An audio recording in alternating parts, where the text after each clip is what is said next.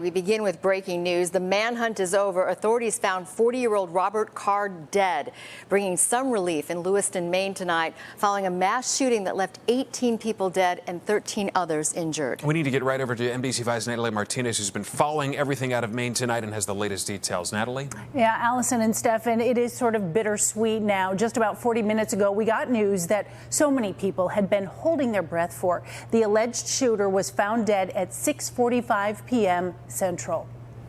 Like many people, I'm breathing a sigh of relief tonight, knowing that Robert Card is no longer a threat to anyone. I know there are some people, and many people, who share that sentiment, but I also know that his death may not bring solace to many. But now is the time to heal. State and local officials in Lewiston explained that they had to speak to the victims and the suspects' families first to inform them that this was coming before they could make this announcement. We know that Card's body was found close to a river in nearby Lisbon Falls with an apparent self-inflicted gunshot wound to the head. Officials expressed the need to look at video evidence, and after 2 nights of lockdown, a shelter-in-place and hunting ban is lifted for residents this Friday night. Tonight, we know the names of all 18 victims who died. We now know more about the victims in Wednesday night's murderous rampage at a Lewiston, Maine bowling alley and bar and grill. 18 people killed, range in age from 14 to 76. Elizabeth Seal lost her husband, Josh. I think those people who already know my husband, they were lucky.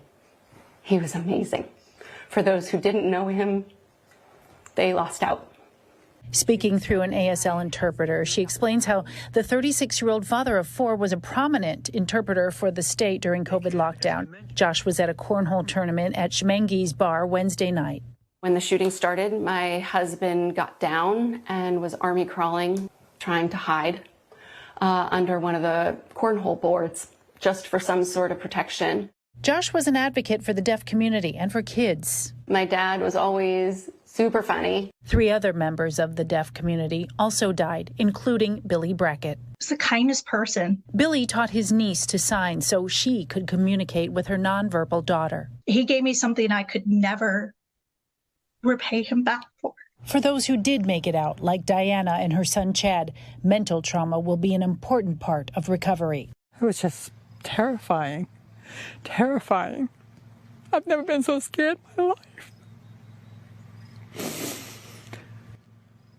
I was afraid to look back. I was afraid he was going to be behind us, just shoot at us. It was just so awful. And my son was so, I swear he saved my life. Even many of those survivors did not make it out unscathed mentally, of course, and officials announced another update for tomorrow morning, Allison. So much heartache there. We will continue to follow the latest developments out of Maine, where, as you just heard the governor saying, that the healing can now begin. For the latest as it happens, visit NBCChicago.com or download the NBC Chicago app.